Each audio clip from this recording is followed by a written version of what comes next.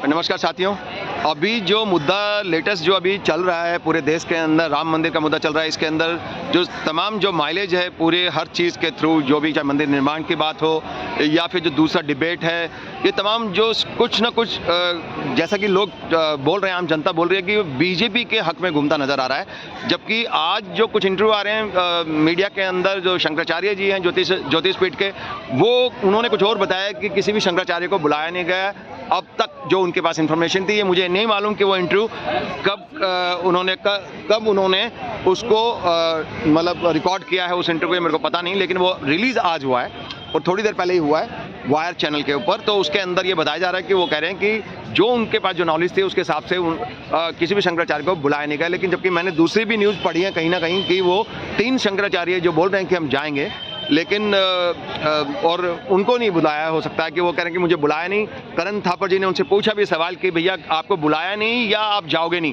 कह रहे वो जाने ना जाने की तो बात अलग है, निमंत्रण पत्र देंगे तो हम जरूर जाते, कहीं नहीं जाते तो कम से कम अयोध्या तक तो जरूर जाते, मंदिर भी जरूर जाते। हो सकता है उनके प्रोग्राम में शामिल नहीं होते, लेकिन हम मंदिर जरूर जाते भगवान के वहाँ से। अगर निमंत्रण पत्र अगर भगवान के वहाँ से आता, अगर राम मंदिर कमेटी की तरफ से आता, तो हम मना ही नहीं कर सकते थे, क्योंकि भगवान के वहाँ से निमंत्रण आया, हम क्यों नहीं जाएंगे। वो जरूर जाते हैं। लेकिन वो कह रहे हैं कि प्रोग्राम जो एक पार्टी का जो प्रायोजित कार्यक्रम बताया जा रहा है इनको सोनिया जी के द्वारा, और तमाम जो विपक्ष के लोग हैं और सामाजिक कार्यकर्ता, वो ये कह रहे हैं कि बीजेपी ने ये एक प्रायोजित कार्यक्रम बनाया है और उन्होंने धर्म के ऊपर जैसे पैटर्न करा लिया हो हिंदू धर्म के ऊपर, ऐसा लगता है।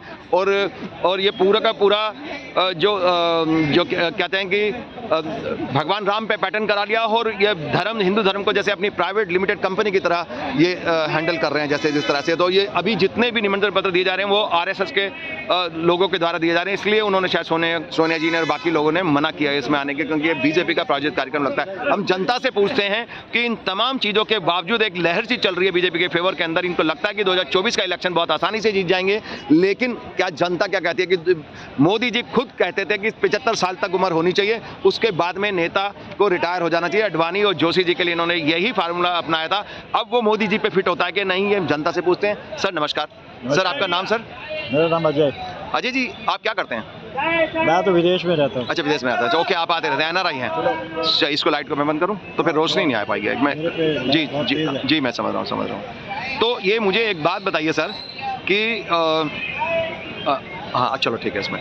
तो सर मुझे बताइए कि अभी 2 साल रह गए मोदी जी को, 73 साल के करीब उनकी उम्र है, और 75 तक का एक लिमिटेशन पीरियड जो उन्हीं ने डिसाइड करा था, अडवाणी जी और तमाम जो नेता थे उनके लिए डिसाइड किया था कि रिटायर हो जाएंगे 75 के बाद में। तो क्या समझते हैं कि मोदी जी रिटायर होंगे क्या? अभी 73 के हो गए 2 साल बाद, तो क्या वो प्रधानमंत्री कैंडिडेट बनेंगे बीजेपी की तरफ से? प्रधानमंत्री कैंडिडेट तो बनेंगे। कैसे बनेंगे? जब 2 साल में रिटायर होंगे तो इसका मतलब है फिर बदलेंगे प्रधानमंत्री क्या बीच में?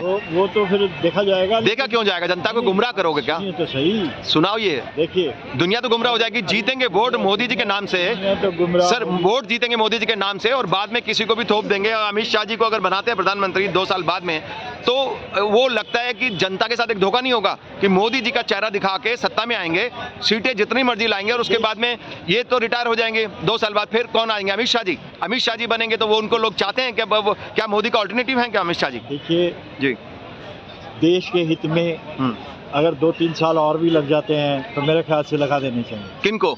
मोदी जी को। आपका कहने का क्या मतलब है कि वो रूल को चेंज करेंगे? टर्म करके ही जाना चाहिए। रूल चेंज करेंगे इसका मतलब फिर क्या? जो उन्होंने अपने आप रूल बनाया था कि मेरे ख्याल से रूल चेंज नहीं होगा, पर रूल चेंज देश के हित में करने में कोई ऐतराज भी नहीं है। अपनी स्वार्थ सिद्धि के हित में तो नहीं कि रूल के हम प्रधानमंत्री बने रहेंगे, राजा हम ही रहेंगे, रोब हमारा ही रहेगा। देश के लिए बोल रहा हूँ मैं। तो देश तो वो तो ऊपर दिखाने वाली बात है ना सर? नहीं, वो दिखाने वाली बात नहीं है। अगले देश के लिए करेंगे, अपने लिए उसने नाम तो देश का ही ले रहे हैं आप, लेकिन देश के हित में है क्या? लाठी जी आइए। देश के हित में होगा तो ही होगा ना।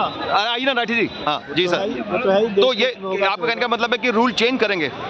रूल चेंज करना चाहिए, दुनिया की डिमांड होगी मेरे को लगता है, लोग चाहते हैं। अच्छा, तो इसका मतलब अमित शाह जी का नंबर कभी नहीं आएगा इसका मतलब है? नहीं, अमित शाह जी बाद में आएंगे। बाद में कब आएंगे? वो तो अकेले तो अपने दम पे जीत नहीं सकते। मोदी जी के बराबर करिश्मा तो उनका नहीं है, ये सब जानते हैं। देखिए जी, ये अटल जी के बाद सोचते थे आप कौन आएगा, नहीं, अटल जी देखिए, अटल जी एक बहुत ही बड़े नेता थे। मोदी जी तो आप देखिए, अटल जी से अमित शाह जी को कंपेयर नहीं करा जा सकता, आप भी जानते हो। मोदी जी को तो कोई जानता भी नहीं था। लेकिन नहीं, ऐसे मत बोले, मोदी जी का अपना एक टेन्योर था, काम किया था उन्होंने काफी। जब वो गुजरात के चीफ मिनिस्टर बने, उन्हें कौन जानता था? हाँ, लेकिन वो कभी तो कोई भी नहीं जानेगा, तो कभी तो जानेगा। अमित शाह जी को तो जानते हैं लोग, उनको कैसा उनका टेम्परामेंट है, कैसा क्या है। क्या कमी है बताइए? कमी क्या है, उनको बताते हैं कि उनके खिलाफ में आरोप भी हैं, काफी सारे केस भी चल रहे थे। देखिए, पॉलिटिकल आरोप तो हर एक पे लगते रहते हैं। करप्शन का आरोप है तो बताइए। करप्शन तो ये दूसरी सरकार आएगी तभी पता चलेगा ना सर, अभी कैसे पता चलेगा? अपनी सरकार में कौन लेगा? दूरबीन लेके देख रहे हैं कि कहीं पे कुछ पकड़ा जाए। नहीं सर, आज तक 10 साल में नहीं पकड़ सकते। आप मेरी सुरक्षा की गारंटी देंगे?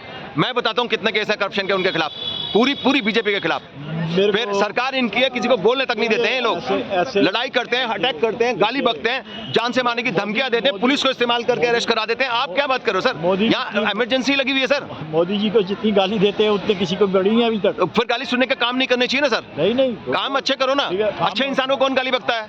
आप खुद ही कह रहे हो कि मोदी जी को गाली इसलिए बकते हैं। जिसके अंदर जरा सा भी दिमाग है वो इतना कह सकता है कि काम नहीं हुए यहाँ पे। नहीं तो फिर ऐसे काम क्यों करते हो कि लोग गाली बके? गाली क्यों बकेंगे देश के प्रधानमंत्री को लोग? अब विदेशी जो विपक्ष है वो तो बकेगा ही। नहीं सर, गाली तो नहीं बकते थे। यही है। पहले इंदिरा जी को कौन गाली बकता था? राजीव जी को कौन गाली बकता था? इंदिरा जी को भी बथेरी गालियां नहीं है लोगों। वो तो अब बक रहे हैं ना बीजेपी वाले। नहीं, इंदिरा जी को कौन गाली? अब तक की जितनी अच्छी प्रधानमंत्री इंदिरा जी थी, शायद मोदी जी कभी बराबरी भी नहीं कर सकते उनकी। नहीं, ऐसा नहीं है। ऐसा नहीं है, थी ये अपनी जगह है। नहीं, वो आप इंदिरा जी के बराबर समझते मोदी जी को? बिल्कुल।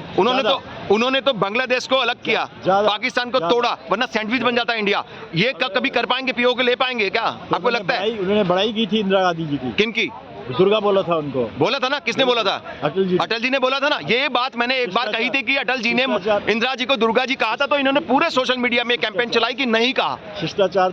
हाँ बिल्कुल, आपने सही कहा था, लेकिन वो सारा डॉक्यूमेंट उड़ा दिया इन्होंने सोशल मीडिया से कि नहीं कहा। जितना प्रोपेगेंडा मोदी जी के अगेंस्ट हुआ एज ए चीफ मिनिस्टर और उसके बाद एज ए प्राइम मिनिस्टर, कभी उसको मौत का सौदागर, कभी कुछ, कभी गर्दन काट देंगे, कभी ये। सर, कोई आदमी कंट्रोवर्शियल काम करता तभी तो बुराई होती है ना सर। कंट्रोवर्शियल काम क्या किया बताइए आप? तमाम जो कुछ लोगों को कुछ पसंद आता है, कुछ नहीं आता तो ठीक है, उसकी बुराई भी होती है। उसमें कुछ लोग तो होंगे जो कहेंगे कि नहीं है, तो आप स्वर्ग भी बना दोगे, उनमें भी वो गलती निकाल देंगे, सोना यहाँ अच्छा नहीं लगा। तो आपको लगता है कि मोदी जी स्वर्ग बना रहे हैं यहाँ पे? देखिए, आज मैं तो बाहर रहता हूँ, लेकिन मुझे इतना पता है, जब मैं आता हूँ मैं चेंज देख रहा हूँ जो इस 10 साल में। क्या चेंज देख रहे हैं आप? ये फर्श है ना, ये शीला दीक्षित के टाइम की बनाई हुई है सारी की सारी। फर्श की बात नहीं कर रहा हूँ, ऑल ओवर इंडिया की बात। ऑल ओवर इंडिया में क्या है बताइए? ये तो गरीबी है, भूखमरी है, बेरोजगारी है, आपको पता नहीं? आंकड़े आंकड़े नहीं देखते कितने लोग मर रहे हैं भूख से? वो चीज नहीं है, आज तक मैंने कोई भूखमरी। भारत के डाटा देखिए सर, भारत का क्राइम ब्यूरो का डाटा देखिए, हर 5 साल से कम उम्र के 16 लाख से ज्यादा बच्चे, 5 साल से कम उम्र की बात कर रहा हूँ, ज्यादा तो और भी मर रहे हैं। हर साल 16 लाख बच्चे मैलन्यूट्रिशन से मरते हैं इस देश के अंदर। आपको नहीं पता ना सर? एनसीआरबी का डाटा देखिए, नेशनल क्राइम ब्यूरो का डाटा, टॉप 13 राज्यों में से 8 में इन्हीं का राज्य है। अरे आपके पास फोन है ना, गूगल है ना, फोन करना यूज नहीं करना आता सर? आप एनआरआई है, पढ़े लिखे नहीं है क्या? नहीं, मेरे को पता है नहीं है तो गूगल करिए, सरकार का आंकड़ा है, एनसीआरबी का डाटा है, गूगल करके देखा है। पूरे टॉप 13 में से 8 में उन्हीं की सरकार है सर। यूपी में उन्हीं की सरकार है। महिलाओं के खिलाफ अपराध के अंदर भी उन्हीं का नंबर 1 है। आप क्या बात करते हैं सर? ना महिलाएं सुरक्षित, ना युवा बेरोजगार घूम रहा है, गरीब भूखा मर रहा है, महंगाई कहाँ जा रही है? 400 रुपए का टमाटर सर। 14 से पहले स्वर्ग था। नहीं, स्वर्ग था कि नहीं? आपने वादा क्यों करा था कि मैं स्वर्ग बना दूंगा, मैं भ्रष्टाचार खत्म कर दूंगा? सिर्फ सत्ता लेने के लिए सिर्फ सत्ता लेने के लिए कर रहे थे क्या? कहाँ बन रहा है? क्यों नहीं सर? युवा बेरोजगार घूम रहा है कि नहीं? बेरोजगारी नहीं है, जो अंधा है उसको नहीं दिख नहीं। आपको तो लगता है एनआरआई है, बाहर डॉलर में यूरो में कमाते होंगे, क्या आम जनता बेचारी भूखी मर रही है कि नहीं? जो अंधा है उसको नहीं दिख रहा है। नहीं, अंधा सर आप ही समझदार हैं, आपको दूरबीन लगी हुई है आपके। मेरे को लग रहा है मैं ज्यादा समझदार। आप ज्यादा समझदार हैं तो आपको लगता है कि स्वर्ग बन चुका है। बिल्कुल। तो आप स्वर्गवासी हैं सारे के सारे? मैं स्वर्ग भी नहीं, आप कह रहे हो स्वर्गवासी हैं? चेंज है। तो आप ही ने तो कहा स्वर्गवासी है, स्वर्ग बन गया है। चेंज कर दिया। क्या चेंज कर दिया? राम मंदिर बना रहे, शंकराचार्य जी को नहीं बुलाया, चारों शंकराचार्य जी को नहीं बुलाया, इनवाइट नहीं करा। बोलिए ना, बुलाया नहीं बुलाया, मना कर रहे हो। बोल रहे हैं वो उनका अपना व्यू है, अपना व्यू है, वो कह रहे हैं बुलाया नहीं, वो पॉलिटिकल। वो कह रहे हैं मंदिर पूरा बना नहीं है, प्राण प्रतिष्ठा कैसे हो जाएगी भगवान की? उनको छोड़ो, चीज बन गई है। जो मूर्ति होती है वो प्राण होते हैं उसके, जो चीज आत्मा होती है, उसकी अप्रिशिएट करो। बिगर शरीर बने आत्मा कैसे डाल दोगे उसमें? डाल जाते हैं आजकल सब। गर्दन नहीं बनी है, गर्दन नहीं बने, गुमुन नहीं बना है, ऊपर बाल नहीं लगे, बन तो रहा है ना, बिगड़ तो नहीं ना रहा। जैसा मर्जी बने जाए, बन रहा है उसको अप्रिशिएट करो। क्या मतलब धर्म के हिसाब से बने ना बने, धर्म शास्त्रों के हिसाब से बने ना, फर्क नहीं पड़ता। धर्म जरूरी नहीं है, राजनीति जरूरी है आपके हिसाब से? कोई धर्म का ऐसा नहीं है, वोट मिलने चाहिए। अरे जब इन जैसों को दे सकते हैं न्योता, किनको? जो राम को काल्पनिक बता रहे थे। कौन? जो लोग वो राजनीति के लिए कर रहे हैं ना कि इन्हें बुलाएंगे आएंगे नहीं, इनकी बेइज्जती होगी, नहीं बुलाएंगे, वोट जाएंगे ना उनके ऐसी वोट। बात करते हैं। अब जैसे सोनिया जी ने बोल दिया हम नहीं आएंगे इसको, ये प्रायोजित कार्यक्रम है, बीजेपी का प्रोजेक्ट, इसलिए नहीं आएंगे, तो उनकी बुराई ये बुलाएंगे कि देखो राम को आए भी नहीं, देखो भगवान की उसमें नहीं आए, वो पहले से ही अगेंस्ट थे, बात खत्म। तो फिर बुलाया क्यों?